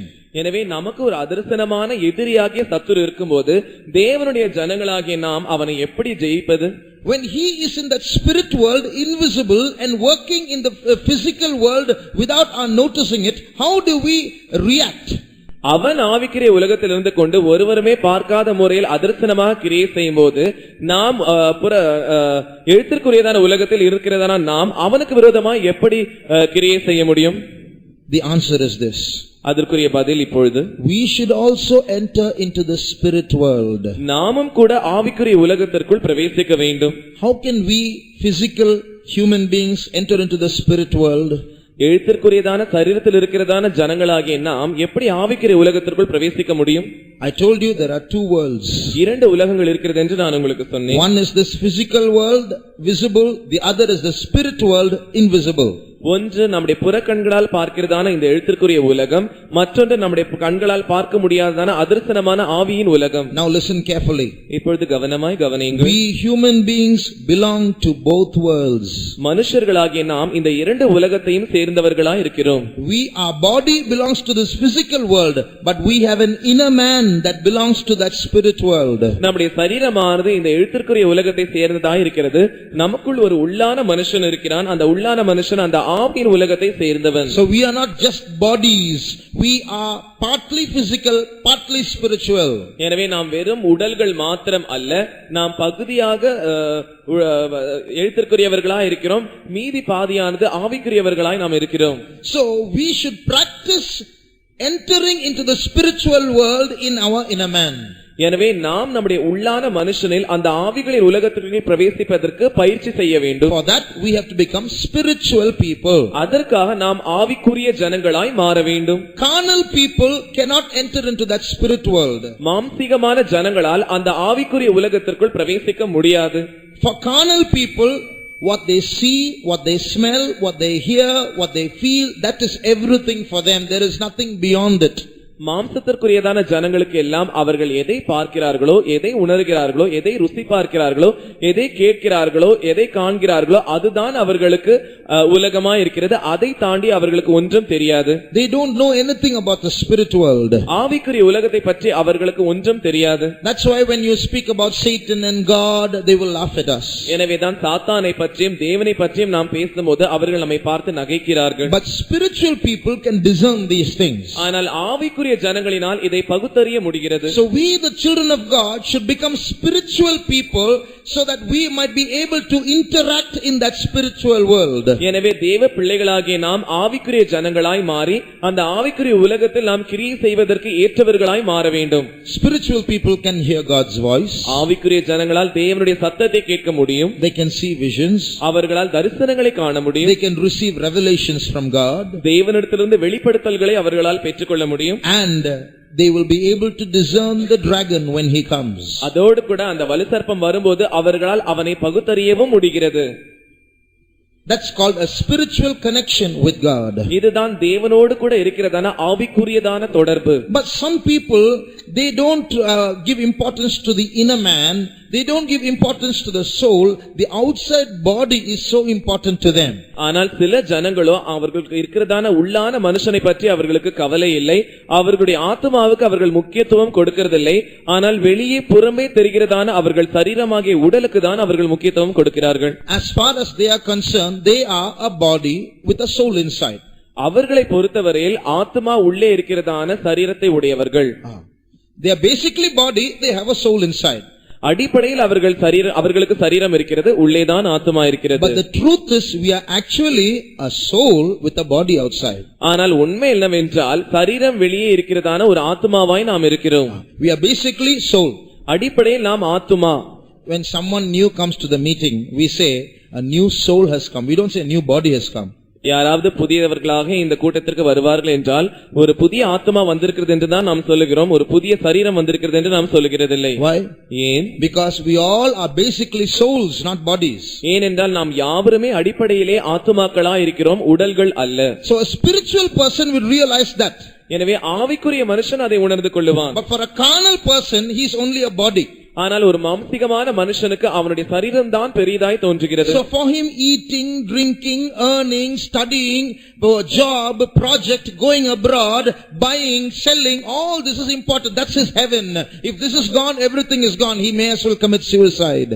அவனை பொறுத்தவரையில் அவனுக்கு எல்லாமே புசிப்பதும் குடிப்பதும் படிப்பதும் வெளிநாடுகளுக்கு செல்லுவதும் வேலைகளை பெற்றுக்கொள்வதும் திட்டப்பணிகளை செய்வதும் அவனுக்கு விருப்பமான எல்லா விஷயங்களையும் செய்வதும் நிலங்களை வாங்குவதும் விற்பதும் மற்றும் பல வகையான இந்த உலகத்திற்குரிய காரியங்களை செய்வதுமே அவனுக்கு பெரிய விஷயமா இருக்கிறது. இந்த விஷயங்கள் தான் அவனுக்கு தேவனா இருக்கிறது. இந்த விஷயங்கள் அவனுக்கு தேவனா இருக்கிறபடினால் அவனுடைய முடிவு தற்கொலையில் வந்து முடிகிறது. If he loses these things, he may as well commit suicide. Everything is gone for him. இந்த விஷயங்களை அவன் இழந்து விட்டால் எல்லாமே தனக்கு போய்விட்டது என்ற எண்ணத்தினால் அவன் தற்கொலை செய்து கொள்கிறான். But for a spiritual person, these things are not everything. ஆனால் ஆவிக்குரிய மனுஷனுக்கு இவைகள் ஒரு விஷயமே அல்ல. So if I have money or don't have money, if I have a house or don't have a house, never mind, that's not important, that's secondary. For me, my connection with God is important. எனக்கு பணம் இருந்தாலும் பரவாயில்லை, இல்லாவிட்டாலும் பரவாயில்லை, எனக்கு வீடு இருந்தாலும் காரியமல்ல, வீடு இல்லாவிட்டாலும் காரியமல்ல, இவைகள் எல்லாம் இரண்டாம் தரமான காரியங்கள் தான். என்னை பொறுத்தவரையில் எனக்கு தேவன் தான் முக்கியமானவராய் இருக்கிறார், முதன்மையானவராய் இருக்கிறார். So God's desire is that all of us seated here must become spiritual people. எனவே தேவனுடைய வாஞ்சை என்னவென்றால் இங்கே உட்கார்ந்திருக்கிறதான நாம் அனைவருமே ஆவிக்குரிய ஜனங்களாய் மாற வேண்டும் என்பது. How many of you heard God's voice today? எத்தனை பேர் இன்று தேவனுடைய சத்தத்தை கேட்டீர்கள்? How many of you, when was the last time you saw a vision while you prayed? நீங்கள் ஜெபிக்கும்போது கடைசியாக எப்பொழுது தரிசனம் பார்த்தீர்கள்? When you read the Bible, do you get revelations from God? நீங்கள் வேதத்தை வாசிக்கும்போது தேவனிடத்திலிருந்து வெளிப்படுத்தலை பெற்றுக் கொள்கிறீர்களா? If you don't practice these things, if it is coming, say, once in a while only, it means we are carnal people. இவைகளெல்லாம் நாம் பயிற்சிக்காமல் இருந்து இவைகளெல்லாம் எப்பொழுதாவது தான் எனக்கு வரும் என்று நாம் சொல்லுவோம் என்றால் நாம் மாம்சீகமான ஜனங்கள். These things we should have as an experience every day. இந்த காரியங்கள் எல்லாம் ஒவ்வொரு நாளும் நமக்கு ஒரு அனுபவமாய் இருக்க வேண்டும். If we practice hearing God's voice every day, get revelations every day, see visions every day, and we maintain our spiritual connection with God every day, when the devil comes, we will know it. ஒவ்வொரு நாளும் நாம் தேவனுடைய சத்தத்தை கேட்கிறவர்களாய், தேவனுடைய வெளிப்படுத்தல்களை நாம் பெற்றுக்கொள்கிறவர்களாய், அவருடைய தரிசனத்தை ஒவ்வொரு நாளும் நாம் பெற்றுக்கொள்கிறவர்களாய், ஒவ்வொரு நாளும் நாம் அவரோடு கூட நடந்து நமக்கும் அவருக்கும் இடையே ஒரு ஆவிக்குரிய தொடர்பு இருக்கும் என்றால் அந்த சத்துருவானவன் வந்து நம்மை ஒன்றும் செய்ய முடியாது. 1 minute shall we close our eyes? ஒரு நிமிடம் நாம் யாவரும் நம்முடைய கண்களை மூடுவோம். How many want to become spiritual? எத்தனை பேர் நாங்கள் ஆவிக்குரியவர்களாய் மாற விரும்புகிறோம் என்று சொல்லுகிறீர்கள்? Lord, I have given a lot of importance to my body. ஆண்டவரே, நான் அதிகமாக முக்கியத்துவத்தை என்னுடைய உடலுக்கே கொடுத்து விட்டேன். But today I want to be spiritually connected with you. ஆனால் இன்றோ நான் ஆவிக்குரிய ரீதியில் உம்மோடு கூட தொடர்பு ஏற்படுத்திக் கொள்ள விரும்புகிறேன். I want to discern the adversary when he comes. ஆண்டவரே, சத்துருவானவன் வரும்போது அவனை பகுத்தறிய வேண்டும் என்று நான் வாஞ்சிக்கிறேன். Those who want to become spiritual, lift up your hands. நாங்கள் ஆவிக்குரியவர்களாய் மாற வேண்டும் என்று விரும்புகிறவர்கள் உங்கள் கரங்களை உயர்த்துங்கள். That the Lord might come, the Spirit of the Lord might move in our spirits and make us spiritual beings. Shall we praise God? தேவன் தாமே வந்து தேவ ஆவியானவர் வந்து நமக்குள்ளாய் நமக்குள் உலாவி அவர் நம்மை மாற்றும்படியாக நாம் யாவரும் ஆவிக்குரியவர்களாய் மாற்ற முடியும். ஆவிக்குரியவர்களாய் மாற்றும்படியாக நாம் யாவரும் தேவனை ஸ்தோத்திரிப்போம். ஸ்தோத்திரம் ஸ்தோத்திரம் ஸ்தோத்திரம் ஸ்தோத்திரம் ஸ்தோத்திரம் ஸ்தோத்திரம் ஸ்தோத்திரம் ஸ்தோத்திரம் ஸ்தோத்திரம் ஸ்தோத்திரம் ஸ்தோத்திரம் ஸ்தோத்திரம் ஸ்தோத்திரம் ஸ்தோத்திரம் ஸ்தோத்திரம் ஸ்தோத்திரம் ஸ்தோத்திரம் ஸ்தோத்திரம். Thank you, Lord, we thank you. So the first point that we saw just now is his advantage. இப்பொழுது நாம் பார்த்ததான முதலாவது காரியம் அவனுடைய சாதக செயல். That is his invisibility. அதுதான் அவனுடைய அதர்சனமான காரியம். Secondly, his workplace. இரண்டாவதாக அவன் பணி செய்கிறதான அவனுடைய வேலை இடம். What is the office of the devil or of the serpent? What is his workplace? இந்த பிசாசு இல்லாவிட்டால் வலுசர்ப்பத்தினுடைய அலுவலகம் எங்கே இருக்கிறது? The minds of men. மனுஷர்களுடைய மனது. Your mind, my mind is where he works. உங்கள் மனதும் என்னுடைய மனதும் தான் அவன் வேலை செய்கிறதான அலுவலகமாய் இருக்கிறது. If you read 2 Corinthians chapter 11 and verse 3, இரண்டாம் கொரிந்தியர் 11ஆம் அதிகாரம் 3ஆம் வசனத்தை நீங்கள் வாசிப்பீர்கள் என்றால், ஆகிலும் சர்ப்பமானது தன்னுடைய தந்திரத்தினாலே ஏவாளை வஞ்சித்தது போல உங்கள் மனதும் கிறிஸ்துவை பற்றிய உண்மையை நின்று விலகும்படி கெடுக்கப்படுமோ என்று பயந்திருக்கிறேன். Praise the Lord. Now I'm going to tell you how step by step the devil can take control of a child of God. பிசாசானவன் எப்படி படிப்படியாக ஒரு தேவனுடைய பிள்ளையை தன்னுடைய ஆட்சியின் கீழ் அடக்குமுறையின் கீழ் கொண்டு வருகிறான் என்று நான் உங்களுக்கு சொல்லுகிறேன். How he slowly enters into you and me and takes control. அவன் எப்படி மெதுவாக உங்களுக்குள்ளும் எனக்குள்ளும் பிரவேசித்து தன்னுடைய கட்டுப்பாட்டை நம்மேல் வைக்கிறான் என்று நான் உங்களுக்கு சொல்லுகிறேன். We have 3 parts in us. We are tripartite. நமக்குள்ளே 3 பகுதி இருக்கிறது. நாம் முப்பகுதியை சேர்ந்தவர்கள். Spirit, soul, body. ஆவி, ஆத்துமா, சரீரம். Now, how does he enter? இவன் எப்படி பிரவேசிக்கிறான்? First into the spirit. முதலாவது ஆவிக்குள்ளாக, then into the soul, இரண்டாவதாக ஆத்துமாவிற்குள், then into the body, மூன்றாவதாக சரீரத்திற்குள், then again into the soul, மறுபடியும் ஆத்துமாவிற்குள், then again into the spirit. மறுபடியும் ஆவிக்குள். How does this happen? இது எப்படி சம்பவிக்கிறது? Now the spirit and our mind are connected. இப்பொழுது நம்முடைய ஆவியும் மனதும் அது ஒன்றோடு ஒன்று தொடர்புடையதா இருக்கிறது. There is a verse in Ephesians, எபேசியரில் ஒரு வசனம் இருக்கிறது. 4:23. எபேசியர் 4ஆம் அதிகாரம் 23ஆம் வசனம்.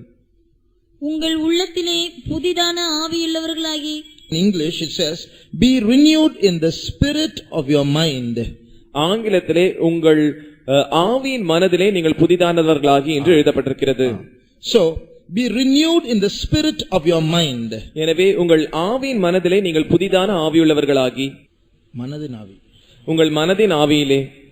So it means this spirit and the mind are interlinked.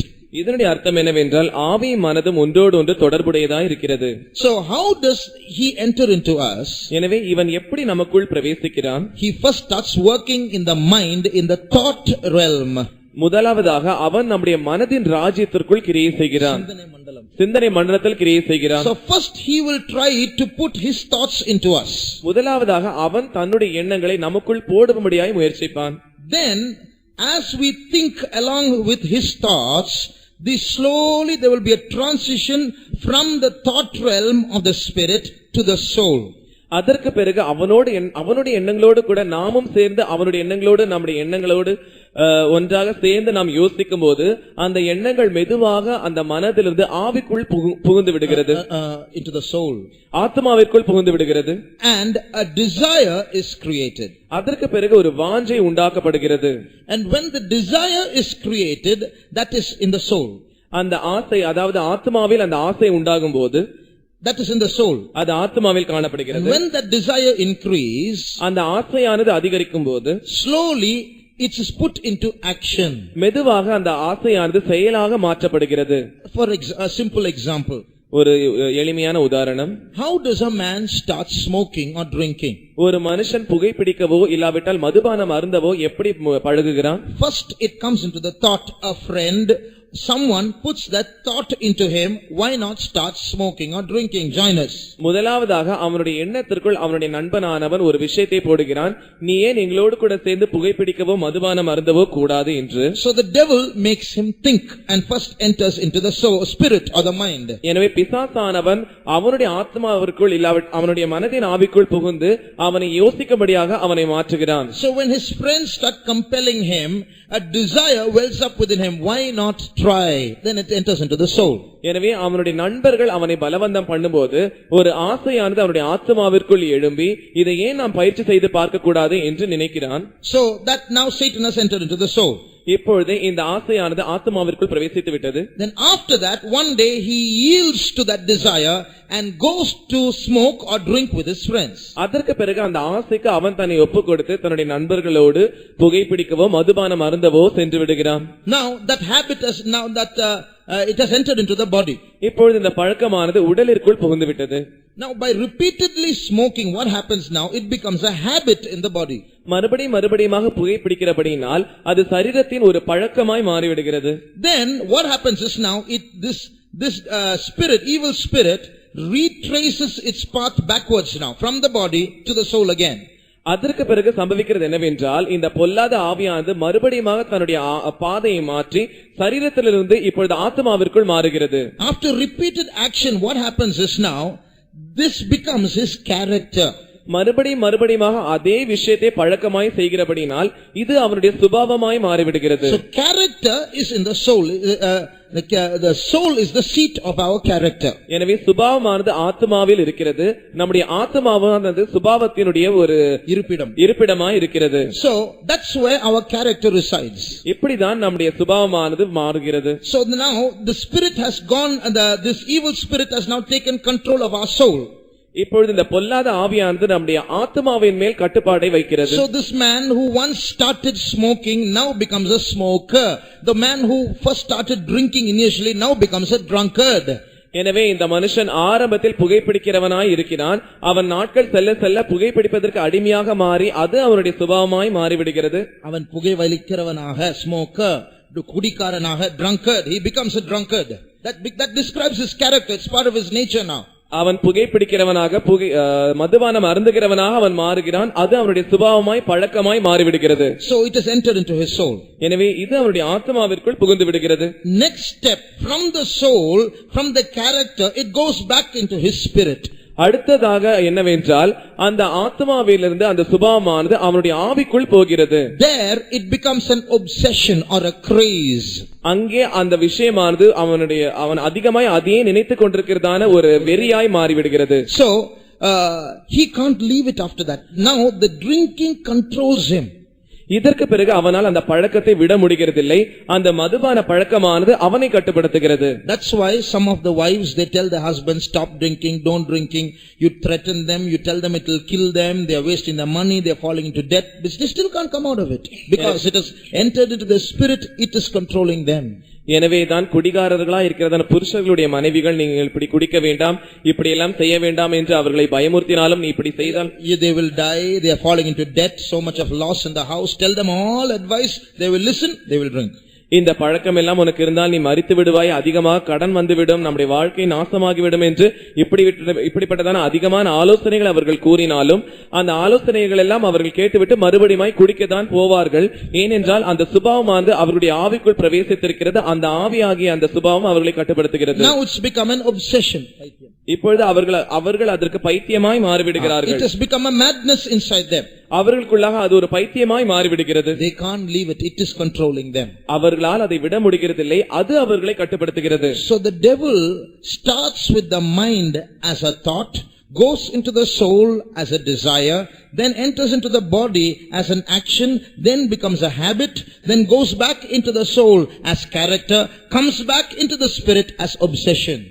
எனவே சாத்தானானவன் மனதில் ஒரு எண்ணமாக ஆரம்பித்து மறுபடியும் ஆத்மாவிற்குள் ஒரு ஆசையாக மாறி அந்த ஆசையானது மறுபடியும் சரீரத்தில் ஒரு பழக்கம் கிரியையாக மாறி மறுபடியும் அந்த சரீரத்தில் இருக்கிற கிரியானது அந்த ஆத்மாவிற்குள் ஒரு சுபாவமாக மாறி மறுபடியும் ஆத்மாவில் இருக்கிறதான் அந்த சுபாவமானது அந்த ஆவிக்குள் மறுபடியும் ஒரு பைத்தியமாக மாறுகிறது. Then he takes full control. மறுபடி அதற்கு பிறகு அவன் முழு கட்டுப்பாட்டையும் எடுத்துக்கொள்கிறான். So when he starts working, he starts with the mind. எனவே அவன் கிரியை செய்ய ஆரம்பிக்கும் போது மனதில் இருந்து ஆரம்பிக்கிறான். When he finishes working, it's with the mind. அவன் முடிக்கும் போதும் அந்த மனதில் தான் வந்து முடிக்கிறான். So that is his workplace. இதுதான் அவனுடைய அலுவலகமாய் இருக்கிறது. So when we fight against the devil, we should fight him when he comes in the thought itself. எனவே நாம் சாத்தானோடு கூட போராடும் போது அவன் நம்முடைய எண்ணத்தில் வரும்போதே நாம் அவனுக்கு விரோதமாய் போராட வேண்டும். So while he comes as a thought, we should discern him and cast him out. எனவே நம்முடைய எண்ணத்தில் வரும்போதே நாம் அதை பகுத்தறிந்து அவனை வெளியே துரத்த வேண்டும். Because the more he enters into us, the more he will take control, the more difficult it becomes to throw him out. எனவே எந்த அளவுக்கு அவன் நமக்குள் அதிகமாய் பிரவேசித்து விடுகிறானோ அந்த அளவுக்கு அவனை நம்முடைய இடத்திலிருந்து வெளியே துரத்துவது மிகவும் கடினமான காரியமாய் மாறிவிடுகிறது. So the earlier we chase him out, the better. நாம் எந்த அளவுக்கு சீக்கிரமாய் அவனை துரத்துகிறோமோ அந்த அளவுக்கு நலமான காரியம். But even if he has gained entry fully into our spirits and is controlling us there, the grace of the Lord Jesus Christ is able to bring such people out. நம்முடைய ஆவிக்குள் அவன் முற்றிலுமாக புகுந்து முழுமையாக அவன் ஆட்சி செய்தாலும் கூட கர்த்தராகிய இயேசு கிறிஸ்துவின் கிருபையானது அவனை அங்கிருந்து வெளியே துரத்துவதற்கு வல்லமையுள்ளதாக இருக்கிறது. If there's anyone here who says a particular sin or a nature has entered into me and it is ruling me, ஒரு குறிப்பிட்ட பாவமானது இல்லாவிட்டால் ஒரு குறிப்பிட்ட சுபாவமானது எனக்குள் புகுந்து அது என்னை கட்டுப்படுத்திக் கொண்டிருக்கிறது என்று நீங்கள் யாராவது இங்கே சொல்லுவீர்கள் என்றால், I want to read out a verse to you. உங்களுக்கு நான் ஒரு வசனத்தை வாசித்து காண்பிக்க விரும்புகிறேன். Galatians chapter 6 verse 18. கலாத்தியர் 6ஆம் அதிகாரம் 18ஆம் வசனம். சகோதரரே, நம்முடைய கர்த்தராகிய இயேசு கிறிஸ்துவின் கிருபை உங்கள் ஆவியுடனே கூட இருப்பதாக. ஆமென். Amen.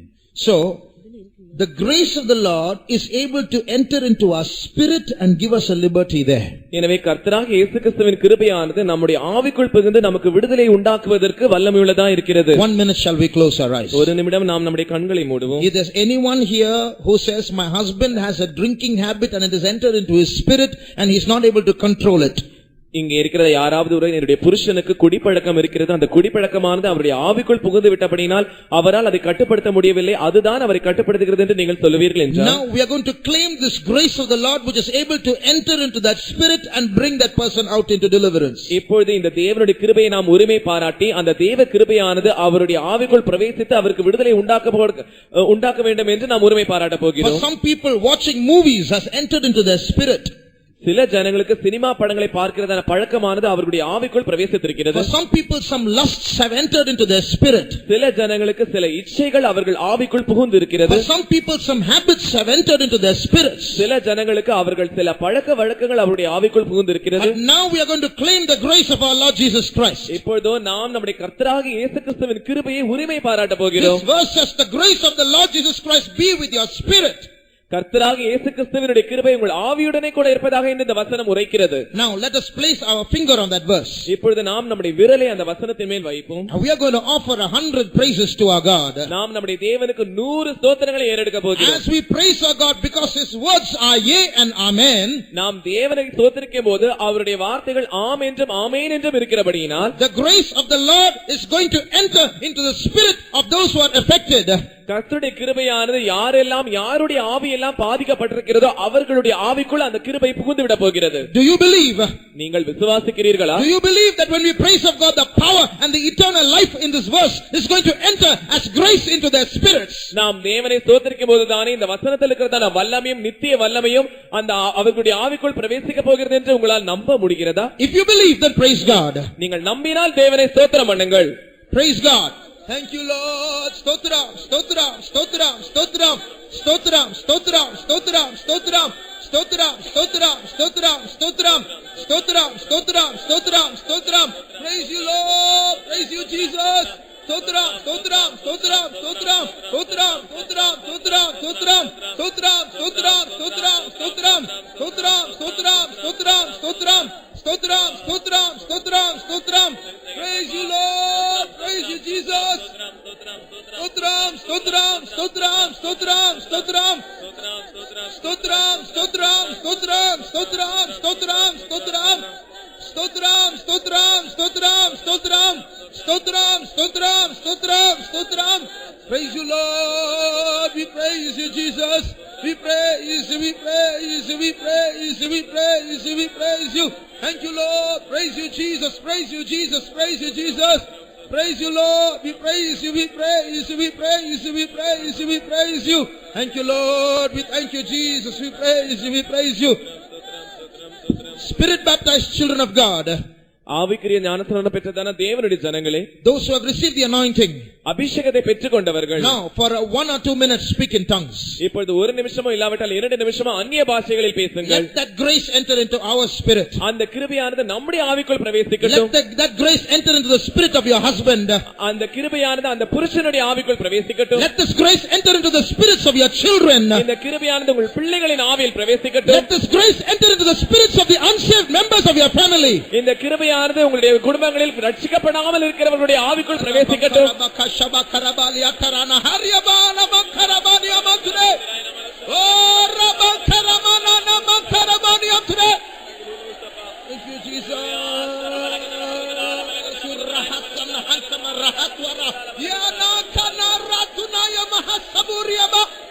Jesus, we praise you. Murra mahase burni hantula bakar rahatula. Iyakwar rahasabai. Una maharatulai. Oh, yakarabani otre. Thank you, Lord. We thank you, Jesus. We praise you. Thank you, Lord. We thank you, Jesus. Umana rasahaye arabda hatulai. Thank you, Lord. We thank you, Jesus. We praise you. We praise you. Thank you, Lord. We thank you, Jesus. We praise you.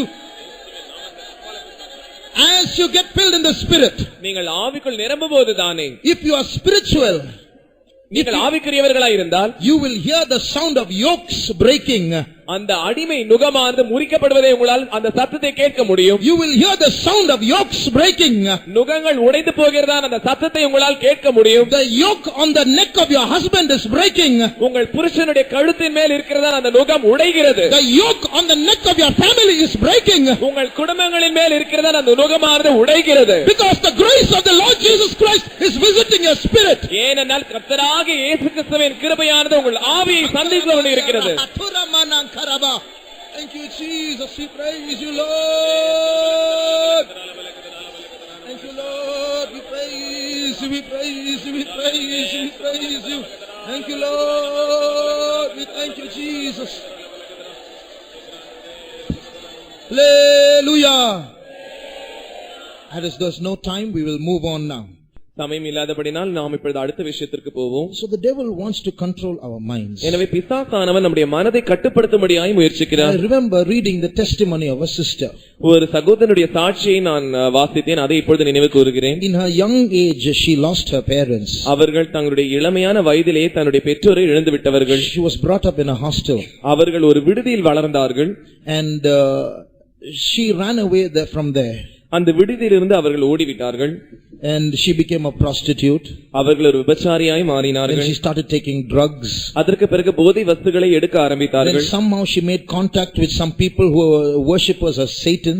அதற்கு பிறகு எப்படியோ சாத்தானை வணங்குகிறதான அந்த கூட்டத்தோடு கூட தொடர்பு கொண்டார்கள். And then she became something like a witch. அதற்கு பிறகு ஒரு மந்திரவாதக்காரியாய் அவர்கள் மாறிவிட்டார்கள். And she was saying of an experience. She was speaking of an experience. அவர்கள் ஒரு அனுபவத்தை பற்றி பேசிக் கொண்டிருந்தார்கள். Whenever these witches or these women got together for a meeting, எப்பொழுதெல்லாம் இந்த சூனியக்காரிகளாய் இருக்கிறதான இந்த பெண்கள் ஒரு கூட்டத்திற்காய் ஒன்றாய் கூடும்போதெல்லாம் no announcement will be made. எந்த அறிவிப்பும் செய்யப்படாது. No one will say on coming Friday at 10 o'clock there is a meeting. வருகிறதான வெள்ளிக்கிழமை 10 மணிக்கு ஒரு கூட்டம் என்று ஒருவரும் அறிவிக்கப்பட மாட்டார்கள். But at a particular time when the meeting is to be held, without announcement, all the women will be there in that particular place. ஆனால் ஒரு குறிப்பிட்ட நேரத்தில் கூட்டம் நடக்க போகிறது என்றால் எந்த அறிவிப்புமே இல்லாமல் இந்த எல்லா சூனியக்காரிகளாகிய பெண்கள் அந்த இடத்தில் வந்து கூடுவார்கள். The place won't be announced, the date won't be announced, the time won't be announced, but they will be there. அவர்கள் எந்த இடத்தில் வந்து கூட வேண்டும் என்கிறதான இடமும் அறிவிக்கப்படாது, நேரமும் அறிவிக்கப்படாது, நாளும் அறிவிக்கப்படாது. ஆனால் அவர்கள் யாவரும் சரியாய் அந்த நேரத்தில் அந்த இடத்தில் வந்து அந்த கூடுவார்கள். How? எப்படி?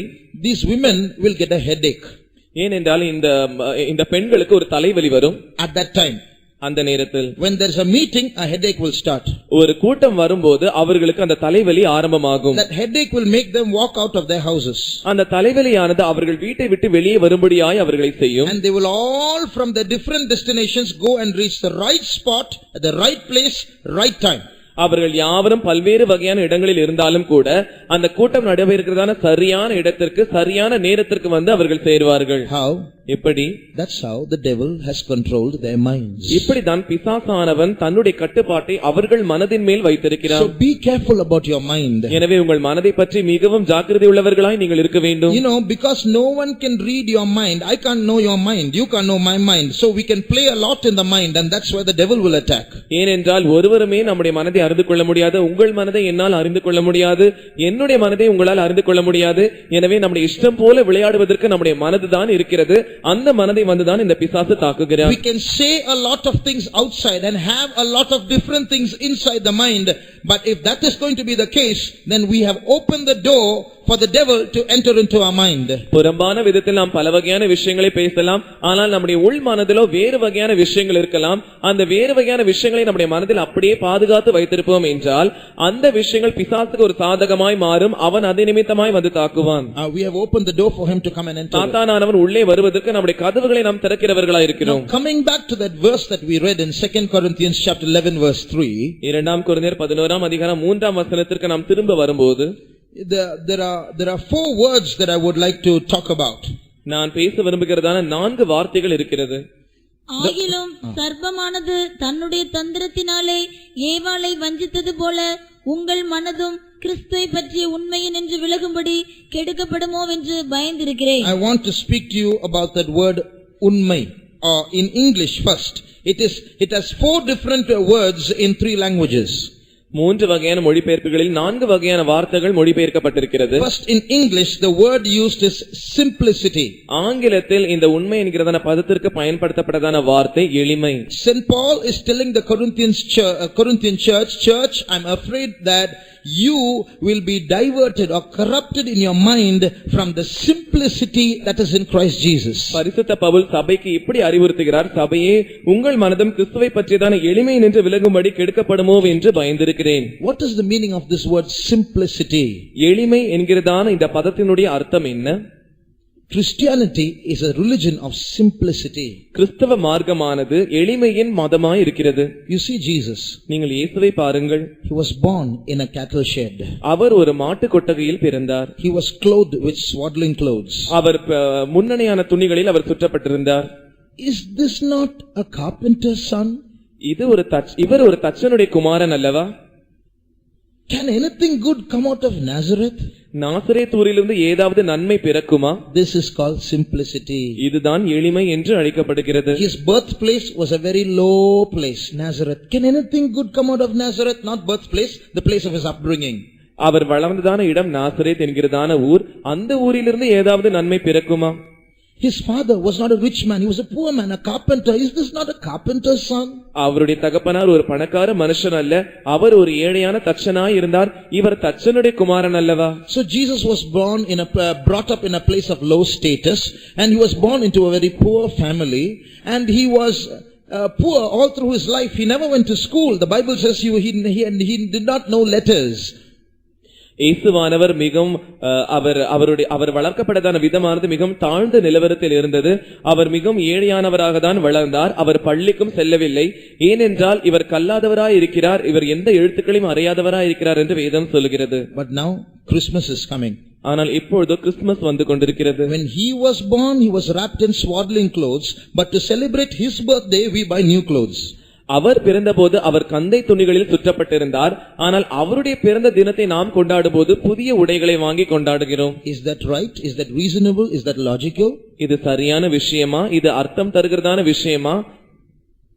He was born in a manger. இவர் ஒரு முன்னணையில் பிறந்தார். That's what is that manger? அந்த முன்னணை என்றால் என்ன? Manger means it's a feeding trough for cows. முன்னணை என்று சொல்லும்போது மாடுகளுக்கு தீவனம் போடுகிறதான ஒரு தொட்டி. That's where they placed him. அந்த இடமானது இன்னும் காணப்படுகிறது. A place where there's a lot of smell, அதிகமாக நாற்றம் எடுக்கிறதான இடம். lot of cows around. அந்த இடத்தை சுற்றிலும் மாடுகள் கட்டப்பட்டிருந்தது. That's where Jesus was born. அந்த இடத்தில் தான் இயேசுவானவர் பிறந்தார். But to celebrate his birthday we'll decorate our houses. ஆனால் அவருடைய பிறந்த நாளை கொண்டாடுவதற்காக நாம் நம்முடைய வீடுகளை அலங்காரம் பண்ணுகிறோம். That's a contradiction. இது ஒரு முரண்பாடு. So that's why St. Paul says, I'm afraid that very snake who deceived Eve in the Garden of Eden will deceive your minds and corrupt your minds from the simplicity that is in Christ Jesus. எனவேதான் பரிசுத்த பவுல் சபையை இப்படி எச்சரிக்கிறார். Eden தோட்டத்தில் ஏவாளை ஏமாற்றியதான அதே பாம்பு உங்கள் மனதையும் கிறிஸ்துவை பற்றியதான எளிமை நின்று விலக்கப்படுமோ கெடுக்கப்படுமோ என்று பயந்திருக்கிறேன் என்று. So be careful how we celebrate Christmas. எனவே நாம் எப்படி கிறிஸ்துமஸை கொண்டாடுகிறோம் என்பதை பற்றி நீங்கள் மிகவும் ஜாக்கிரதை உள்ளவர்களாய் இருக்க வேண்டும். If Jesus really wanted us to celebrate his birthday, somewhere in the Bible he could have placed his date, isn't it, of birth? இயேசு உண்மையிலே தம்முடைய பிறந்த நாளை நாம் கொண்டாட வேண்டும் என்று நினைத்திருப்பார் என்றால் அவருடைய பிறந்த தேதி வேதத்தில் ஏதாவது ஒரு இடத்தில் எழுதி வைத்திருப்பாரே. Not only Jesus' birthday, even our birthday also should be in simplicity. இயேசுவுடைய பிறந்த நாள் மாத்திரமல்ல, நம்முடைய பிறந்த நாளும் எளிமையாக தான் இருக்க வேண்டும். There are only two people in the Bible who celebrated their birthdays. வேதத்தில் 2 பேர் தான் தங்கள் பிறந்த நாளை கொண்டாடினார்கள். One is Pharaoh. ஒன்று பார்வோன், the other is Herod. மற்றொன்று ஏரோது. Both are types of the devil in the Bible. அவர்கள் 2 பேருமே வேதத்தில் பிசாசுக்கு நிழலாட்டமாய் இருக்கிறார்கள். In both their birthdays a death took place. அவர்கள் 2 பேருடைய பிறந்த நாட்களிலும் மரணம் சம்பவித்தது. So whatever we do, we should do it simply. எனவே நாம் எதை செய்தாலும் அதை எளிமையான விதத்தில் செய்ய வேண்டும். Keep Christ in our mind. Don't allow the serpent to divert us and corrupt our minds. நாம் கிறிஸ்துவை நம்முடைய மனதில் வைத்துக் கொள்ள வேண்டும். சர்ப்பமானது கிறிஸ்துவை விட்டு நம்முடைய மனதை திருப்பும்படியாக சர்ப்பத்திற்கு நாம் இடம் கொடுக்க கூடாது. Secondly, இரண்டாவதாக, look at the Tamil word unmai or truth. தமிழில் உண்மை என்று எழுதப்பட்டிருக்கிறது. I'm afraid, St. Paul says, your mind will be diverted from the truth about Christ. பரிசுத்த பவுல் சொல்லுகிறார், உங்கள் மனதும் கிறிஸ்துவை பற்றிதான் உண்மை நின்று கெடுக்கப்படுமோ என்று பயந்திருக்கிறேன். What is the truth about Christ?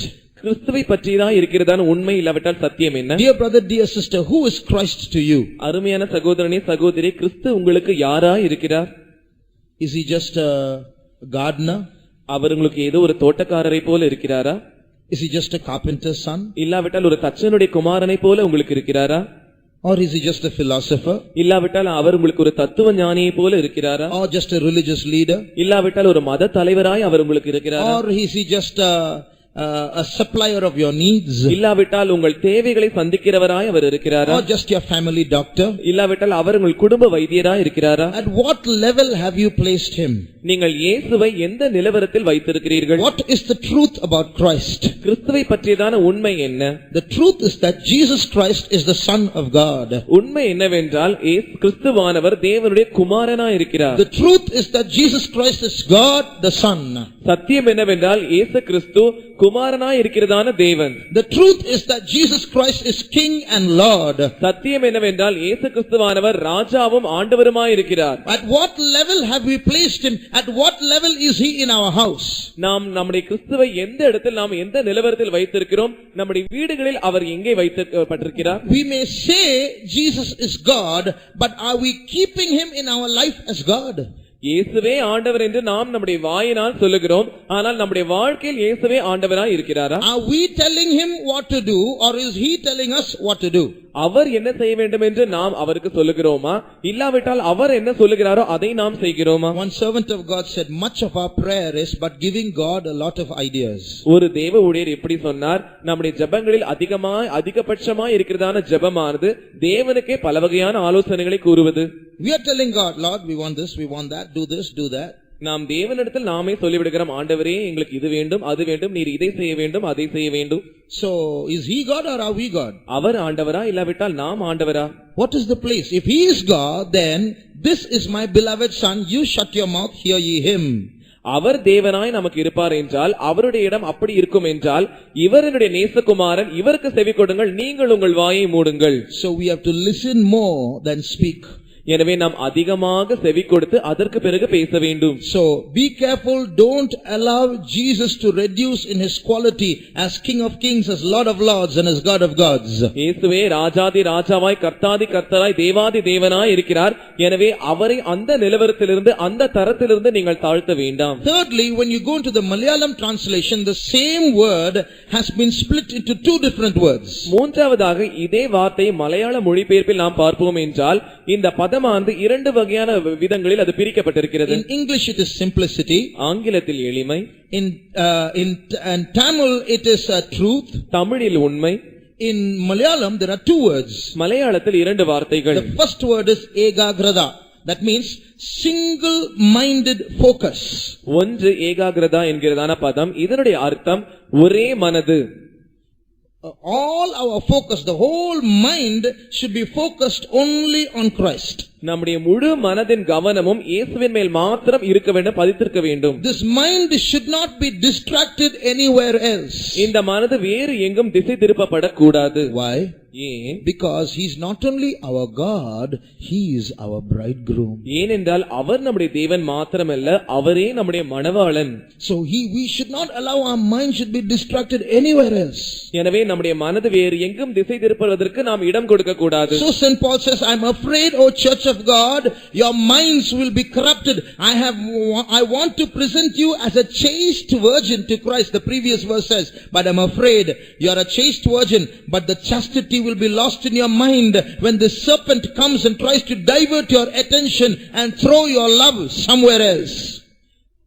நான் உங்களை கிறிஸ்துவுக்கு கற்புள்ள கன்னியாக ஒப்புக் கொடுக்கும்படியாய் நான் தேவ வைராக்கியம் கொண்டிருக்கிறேன். எனவே உங்கள் கற்பு பறிபோகாதவாறு நீங்கள் உங்கள் மனதை தேவனை விட்டு எந்த பக்கமும் திசை திருப்பாமல் உங்கள் முழு கவனத்தையும் தேவன் மேலேயே வைக்க வேண்டும். அப்படி நீங்கள் வைக்காவிட்டால் உங்கள் நேசமாகிய அன்பானது வேறு எங்காவது எரிந்து போடப்படும். That's where St. Paul was expressing his fear to the chaste virgin, the church. எனவேதான் பரிசுத்த பவுல் தம்முடைய பயத்தை கற்புள்ள கன்னிகையாகிய சபைக்கு தெரிவிக்கிறார். Dear brother, dear sister, அருமையான சகோதரனே சகோதரியே, let us ask ourselves this question. இந்த கேள்வியை நம்மை பார்த்தே நாம் கேட்டுக்கொள்வோம். Who do we love the most? நாம் அதிகமாக யாரை நேசிக்கிறோம்? Very easy. Yes, I love Jesus the most. It's very easy. We know the answer. That's not what I'm asking. நான் இயேசுவைதான் நேசிக்கிறேன் என்று நாம் மிகவும் சுலபமாய் பதில் சொல்லுவோம். நான் அப்படி கேட்கவில்லை. That's not what I'm asking. I'm not asking for an answer. I'm asking for what is practical in our life. நான் ஒரு பதிலுக்காய் அந்த கேள்வியை உங்களிடத்தில் கேட்கவில்லை. உங்கள் வாழ்க்கையில் எது நடைமுறையாய் இருக்கிறதோ அதை நான் கேட்கிறேன். whom do we love the most? நாம் அதிகமாய் யாரை நேசிக்கிறோம்? How do we know whom we love the most? நாம் யாரை அதிகமாய் நேசிக்கிறோம் என்று நாம் எப்படி அறிந்து கொள்வது? You take our day or our week. நாம் நம்முடைய ஒரு வாரத்தை நாம் எடுத்துக்கொள்வோம். What takes most of our time? நம்முடைய நேரத்தை அதிகமாய் எந்த விஷயம் எடுத்துக்கொள்கிறது?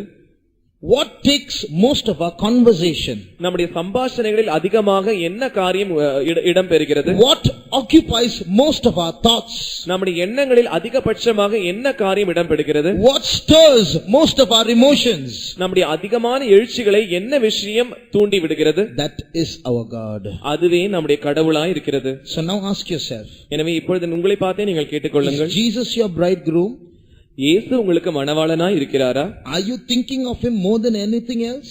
வேறு எந்த விஷயத்தை காட்டிலும் நீங்கள் அவரைதான் அதிகமாய் நினைக்கிறீர்களா? When the word Jesus is uttered anywhere, is our emotions stirred more than anyone else can stir those emotions? இயேசு என்கிறதான வார்த்தை எங்காவது உச்சரிக்கப்படும் என்றால் உடனே நம்முடைய எழுச்சிகள் மற்ற காரியங்கள் நம்முடைய எழுச்சிகளை தூண்டுகிறதை காட்டிலும் இந்த இயேசு என்கிறதான வார்த்தை நிமித்தமாக நம்முடைய எழுச்சிகள் தூண்டப்படுகிறதா?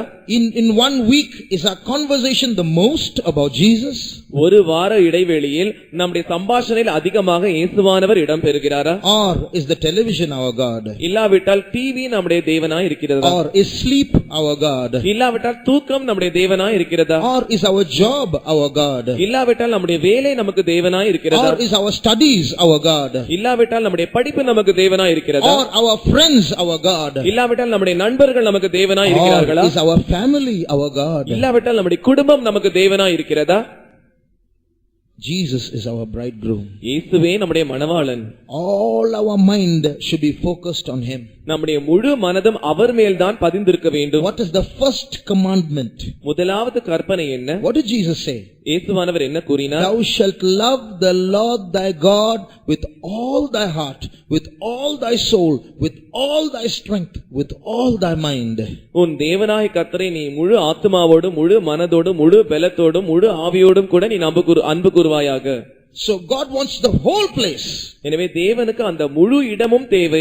One servant of God said, God does not want the first place in your life. He wants all the place. ஒரு தேவ ஊழியன் இப்படி கூறினார், தேவன் உங்களுடைய வாழ்க்கையில் முதன்மையான இடத்தை விரும்புகிறதில்லை, முழு இடத்தையும் விரும்புகிறார். Are we giving him that place? அந்த இடத்தை நாம் அவருக்கு தருகிறோமா? Is he the center of our mind? அவரே நம்முடைய மனதின் மையமாய் இருக்கிறாரா? Is he the one that we are thinking of all the time? அவரே தான் நாம் எப்பொழுதும் நம்முடைய மனதை யோசித்துக் கொண்டிருக்கிறதா? Or has the serpent distracted us through other distractions? இல்லாவிட்டால் சர்ப்பமானது மற்ற திசை திருப்புகிறதான காரியங்களுக்கு நம்மை திசை திருப்பி இருக்கிறதா? Is the serpent working in the office of our mind and diverting our minds and our desires and our emotions and our time and our occupation to other things? சர்ப்பமானது நம்முடைய மனதாகிய பணியிடத்தில் வேலை செய்து கொண்டு நம்முடைய மனதையும் நம்முடைய எழுச்சிகளையும் நம்முடைய நேரத்தையும் நம்முடைய வேலையும் எல்லா விஷயங்களையும் அது திசை திருப்பிக் கொண்டிருக்கிறதா? Let's come back to Christ. நாம் கிறிஸ்துவண்டை திரும்ப வருவோமாக. Lastly, கடைசியாக the next term used is nirmalada or purity. அடுத்ததாக உபயோகப்படுத்தப்பட்டதான பதமானது நிர்மலதா என்கிறதான வார்த்தை. தூய்மை என்பது இதனுடைய அர்த்தம். There is a purity associated with Christ. கிறிஸ்துவோடு கூட ஒரு தூய்மை சம்பந்தப்பட்டிருக்கிறது. Purity is the nature of Christ. தூய்மை என்று சொல்லுவது கிறிஸ்துவினுடைய இயற்கையான சுபாவம். Jesus loves purity. இயேசுவானவர் தூய்மையை நேசிக்கிறார். And those who love him should love his nature as well. அவரை நேசிக்கிறவர்கள் அவருடைய சுபாவத்தையும் நேசிக்க வேண்டும். I have seen people who love others, when they see that those other people whom they love do not like certain things, they also give up those things. சில ஜனங்கள் மற்ற ஜனங்களை நேசிப்பதை நான் பார்த்திருக்கிறேன். அந்த அவர்கள் நேசிக்கிறதான ஜனங்களுக்கு ஏதாவது சில விஷயங்கள் காரியங்கள் பிடிக்காமல் இருக்கும் என்றால் இவர்களும் அந்த விஷயத்தை தங்களுடைய வாழ்க்கையில் நிறுத்தி விடுவார்கள். You don't like it, then I don't like it. உங்களுக்கு பிடிக்காதா, எனக்கும் அது பிடிக்காது. I liked it till now, but because you don't like it, hereafter I don't like it. இதுவரைக்கும் எனக்கு அந்த விஷயம் விருப்பமாய் இருக்கும், ஆனால் உங்களுக்கு அது விருப்பம் இல்லாமல் இருக்கிறபடினால் எனக்கும் இனிமேல் விருப்பம் இருக்காது. You like this thing? இந்த விஷயம் உங்களுக்கு விருப்பமா? I don't like it, but hereafter because you like it, I will like it. எனக்கு அது பிடிக்காது, இருந்தாலும் உங்களுக்கு அது பிடிக்கிறபடினால் எனக்கும் அது பிடிக்க ஆரம்பிக்கிறது. So that is true love. இதுதான் உண்மையான அன்பு. So if we really love Jesus, we will love what he loves and hate what he hates. எனவே உண்மையிலே நாம் இயேசுவை நேசிப்போம் என்றால் அவர் எதை நேசிக்கிறாரோ அதை நாம் நேசிப்போம், அவர் எதை வெறுக்கிறாரோ அதை நாம் வெறுப்போம். St. Paul says, I am afraid that this serpent will divert you from that purity that is in Christ Jesus. பரிசுத்த பவுல் சொல்லுகிறார், இந்த சர்ப்பமானது கிறிஸ்து இயேசுவில் இருக்கிறதான தூய்மையை விட்டு உங்களை விலக்குமோ என்று நான் பயந்திருக்கிறேன். Dear brother, dear sister, அருமையான சகோதரனே சகோதரியே, we can love some things. நாம் சில காரியங்களின் மேல் விருப்பமாய் இருக்கலாம். But there are some things we cannot love. We have it for necessity. ஆனால் சில விஷயங்களை நாம் நேசிக்காமல் இருப்போம், ஆனால் தேவைக்காக மாத்திரம் நாம் அதை வைத்திருப்போம். You can love your children. நீங்கள் உங்கள் பிள்ளைகளை You நேசிக்கலாம். can love your parents. இல்லாவிட்டால் உங்கள் பெற்றோரை You நேசிக்கலாம். can love your husband or your wife. உங்கள் புருஷரையோ மனைவியோ நீங்கள் You நேசிக்கலாம். can love your clothes. உங்கள் உடைகளை நீங்கள் You நேசிக்கலாம். can love your motorbike. உங்கள் மோட்டார் பைக்கை நீங்கள் நேசிக்கலாம். But have you ever said, I love my toothpaste? என்னுடைய பர்பஸை நான் நேசிக்கிறேன் என்று இதுவரைக்கும் நீங்கள் யாராவது சொல்லி இருக்கிறீர்களா? I love this mat. இந்த பாய் எனக்கு ரொம்ப பிடிக்கும். There are some things that are there for necessity, but you don't love it. சில விஷயங்கள் தேவைக்காக இருக்கும், ஆனால் அதை நாம் நேசிக்க மாட்டோம். Holiness, is it lovable? பரிசுத்தமானது நேசிக்க கூடியதா, Or is it necessity? இல்லாவிட்டால் அது தேவைப்படுகிற விஷயமா? Many of us want holiness not because we love it, because if we don't have it, we'll go to hell. நம்மில் அநேகர் பரிசுத்தத்தை விரும்புகிறோம், ஏனென்றால் அதன் மேல் நமக்கு விருப்பம் இருக்கிறபடினால், நேசிக்கிறபடினால் அல்ல, பரிசுத்தம் நம்மில் இல்லாவிட்டால் நாம் நரகத்திற்கு போய்விடுவோமே என்பதற்காக. So it's fear that is pushing us towards holiness, not love. எனவே பயம்தான் பரிசுத்தத்திற்கு நேராக நம்மை உந்தி தள்ளுகிறது, அதை நேசிப்பதினால் அல்ல. But we should love holiness because it is the nature of Christ. Christ loves it, we should love it too. ஆனால் பரிசுத்தத்தை நாம் நேசிக்க வேண்டியவர்களாய் இருக்கிறோம், ஏனென்றால் அது கிறிஸ்துவினுடைய சுபாவமாய் இருக்கிறது. கிறிஸ்து பரிசுத்தத்தை நேசிக்கிறார், நாமும் அதை நேசிக்கிறவர்களாய் இருக்க வேண்டும். The rest we shall consider tomorrow. மற்ற காரியங்களை நாம் நாளை காண்போம். Shall we close our eyes? நாம் யாவரும் நம்முடைய கண்களை மூடுவோம். How beautiful is this Jesus. இந்த இயேசுவானவர் எவ்வளவு அழகானவராய் இருக்கிறார். Dear brother, dear sister, அருமையான சகோதரனே சகோதரியே, do you love Jesus? உங்களால் இயேசுவை நேசிக்க முடிகிறதா? One man of God said like this, ஒரு தேவ மனுஷன் இப்படி கூறினார், if I have to cross 7 hells to attain Jesus, I'm ready to cross it. நான் இயேசுவை போய் அடையும்படியாக எனக்கு முன்பாக 7 நரகங்கள் இருந்தாலும் அந்த 7 நரகங்களையும் நான் கடந்து சென்று அவரை போய் அடைவேன். Are you ready to cross 7 hells to have your Jesus? உங்கள் இயேசுவை நீங்கள் அடைந்து கொள்ளபடியாக நீங்கள் 7 நரகங்களை கடப்பதற்கு நீங்கள் ஆயத்தமாய் இருக்கிறீர்களா? Can you say you love him with all of your heart? என்னுடைய முழு இதயத்தோடும் நான் அவரை நேசிக்கிறேன் என்று உங்களால் சொல்ல முடியுமா? If Jesus is in your spirit, you will be mad for Jesus. இயேசுவானவர் உங்கள் ஆவியில் இருந்தால் நீங்கள் இயேசுவுக்காக பைத்தியமாய் இருப்பீர்கள். What's the madness of your life? உங்கள் வாழ்க்கையினுடைய பைத்தியம் எதுவா இருக்கிறது? You should be mad after something or someone. நீங்கள் ஏதாவது ஒரு விஷயத்திற்கு பின்பாகவோ இல்லாவிட்டால் யாரோ ஒருவருக்கு பின்பாகவோ நீங்கள் வெறி பிடித்தவர்களாய் இருக்க வேண்டும். If it is anything other than Jesus, it means the serpent has deceived us. இயேசுவை தவிர வேற ஏதாவது விஷயம் இருக்கும் என்றால் அதனுடைய அர்த்தம் சர்ப்பமானது உங்களை வஞ்சித்திருக்கிறது. Not even your husband or your wife should take that place, not your children, not your parents. It's Jesus whom we have to be mad after. உங்கள் புருஷனோ உங்கள் மனைவியோ இல்லாவிட்டால் உங்கள் பிள்ளைகளோ உங்கள் பெற்றோர்களோ இயேசு இருக்கிறதான அந்த இடத்தில் இருக்க கூடாது. இயேசுவானவரே அவர்களை காட்டிலும் மேலானவராய் இருக்க வேண்டும். May the Lord fill us with that madness for Christ. தேவன் தாமே கிறிஸ்துவுக்காய் இருக்கிறதான அந்த வெறியால் நம்மை நிரப்புவாராக. May God help us. தேவன் தாமே நமக்கு உதவி செய்வாராக. அல்லேலூயா, அல்லேலூயா, அல்லேலூயா. பிதாவாகிய தேவனுக்கு ஸ்தோத்திரம் பண்ணும், குமாரனாகிய கிறிஸ்துவுக்கு ஸ்தோத்திரம் பண்ணும், பரிசுத்த ஆவியானவருக்கு ஸ்தோத்திரம் பண்ணும். அருமையான பிதாவே, இந்த 3ஆம் நாளிலும் கூட கர்த்தாவே திருத்துவ தேவர்கள் எங்கள் மத்தியில் வந்து வாசம் பண்ணி நீ கிரியை செய்து கொண்டு வந்தபடியால் ஸ்தோத்திரம் ஆண்டவரே. ஆரம்பம் முதல் கொண்டு நேர்வரைக்கும் நீ ஜனத்தோடு பேசி கொண்டு வந்தபடியால் ஸ்தோத்திரம் ஆண்டவரே. நீ ஜனத்தை நேசித்து ஆண்டவரே அன்பு கூர்ந்து இப்படிப்பட்டதான சத்தியங்களை நீ வெளிப்படுத்த கிருபைக்கா ஸ்தோத்திரம் ஆண்டவரே. நீ சீக்கிரம் வரப்போறபடியால் ஸ்தோத்திரம் ஆண்டவரே. ஸ்ரீயானவள் வனாந்தத்துக்கு ஓடி போனாலும் அந்த கூட்டத்தில் அல்ல, அந்த குழந்தையான சிங்காசனத்துக்கு எடுத்துக்கொள்ளப்பட்டான்னு சொன்னது போல ஆண்டவரே எங்களுக்காக ஆண்டவரே நீ பூமிக்கு வந்து ரத்தம் சிந்தி ஆண்டவரே உயிர்த்தெழுந்து போய் பிதாவினிடத்திலிருந்து பரிசுத்த ஆவியையும் தந்து சபையும் தந்து ஊழியக்காரங்களும் சத்தியத்தையும் தந்தது மட்டுமல்ல, போதுமான கிருபையை தருகிறீர், போதுமான அபிஷேகம் தருகிறீர் ஆண்டவரே. இந்த நாட்கள்ல நாங்க பெற்று முற்றிலுமா உலகம் மாம்சம் சாச ஜெயித்து அந்த கத்தாவே குழந்தை சிங்காசனத்தை எடுத்துக்கொள்ளப்பட்டது போல நாங்களும் எடுத்துக்கொள்ளப்பட வேண்டும் என்று கெஞ்சிரம் கத்தாவே. நீ அப்படி செய்ய போறபடியால் சோத்திரம். இன்னும் மீதியா இருக்கிற கூட்டத்தையும் கூட பொறுப்படுத்த நடத்தும். ஜனத்தெல்லாம் கத்தாவே போக்குவரத்தையும் ஆசீர்வதித்தாரும்.